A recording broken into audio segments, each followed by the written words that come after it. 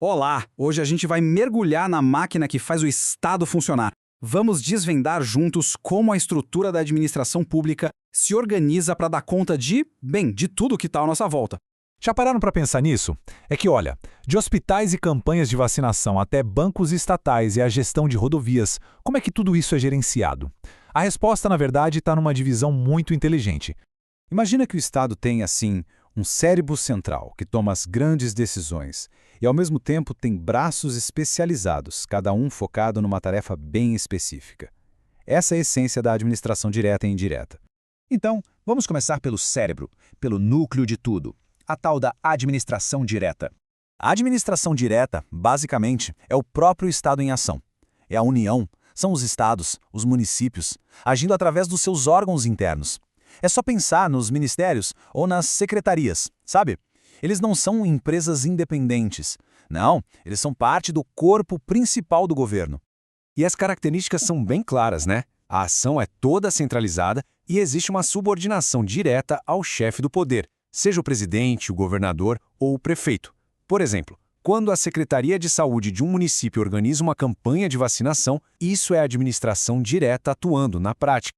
Ok, agora vamos para o outro braço, a equipe de especialistas. Se a administração direta é o centro, a indireta, por sua vez, é formada por entidades criadas para fazer trabalhos muito, mas muito específicos. E aqui está a grande virada. As entidades da administração indireta têm personalidade jurídica própria. O que isso quer dizer? Que elas funcionam como se fossem empresas ou instituições separadas com CNPJ e patrimônio próprios. Mesmo sendo criadas pelo Estado, elas têm muito mais autonomia para focar na missão delas. E o nome desse processo? Descentralização. A lógica do processo faz todo sentido. O Estado percebe que uma tarefa, vamos dizer, gerenciar a previdência social, precisa de muito foco. Então o que ele faz? Cria uma entidade nova só para isso e transfere a responsabilidade. A ideia por trás é que essa nova entidade, por ser especialista no assunto, vai fazer o trabalho de um jeito bem mais eficiente. Mas quem são exatamente esses especialistas? Bom, a administração indireta é formada por 4 tipos principais de entidades. Vamos dar uma olhada em cada uma.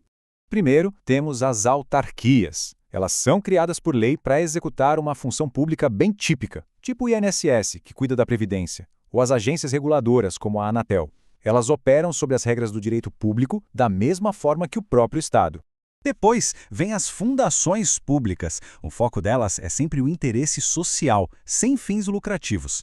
Um bom exemplo é a Fiocruz, que é dedicada à saúde e pesquisa, ou então a Fundação Biblioteca Nacional, que ajuda a preservar a nossa cultura.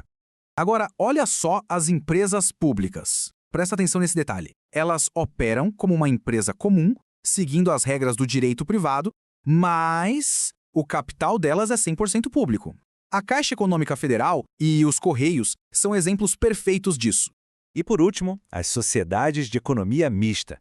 Aqui o capital é uma mistura de dinheiro público e privado, com ações até na bolsa de valores.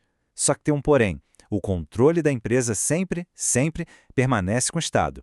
A Petrobras e o Banco do Brasil são os exemplos mais famosos que a gente tem. Ufa! Ok. Agora que a gente já conheceu os dois lados, que tal colocar um de frente para o outro para entender de vez a diferença fundamental entre eles? E a distinção mais básica de todas é esta.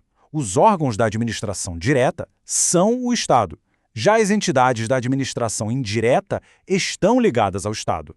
É como se uma fosse parte do corpo e a outra uma ferramenta conectada a ele. E o mais legal dessa tabela é como ela resume tudo de um jeito super claro. De um lado, a direta. Não tem a personalidade jurídica, é feita de órgãos, tem menos autonomia e a estrutura já vem da Constituição.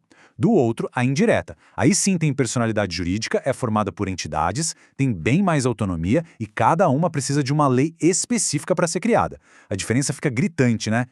Mas, atenção, mais autonomia não quer dizer independência total, viu? O Estado, aquele cérebro central, ainda supervisiona seus braços especializados. Isso acontece de 2 formas principais. O controle finalístico, para ver se a entidade está cumprindo a missão dela, e o controle financeiro, claro, para fiscalizar como o dinheiro público está sendo usado. Certo, mas depois de entender toda essa estrutura, por que essa divisão toda realmente importa no nosso dia a dia? Porque essa organização toda tem um único objetivo: fazer a máquina pública funcionar melhor. Ao dividir as tarefas, o Estado consegue ter equipes mais especializadas, mais focadas, o que, em tese, resulta em serviços públicos de mais qualidade para toda a população. Essa frase, olha, resume perfeitamente a dinâmica. O núcleo central, que é a administração direta, define as estratégias, coordena as políticas, e os especialistas, a administração indireta, entram em campo para executar aquelas tarefas que exigem um conhecimento técnico e um foco total.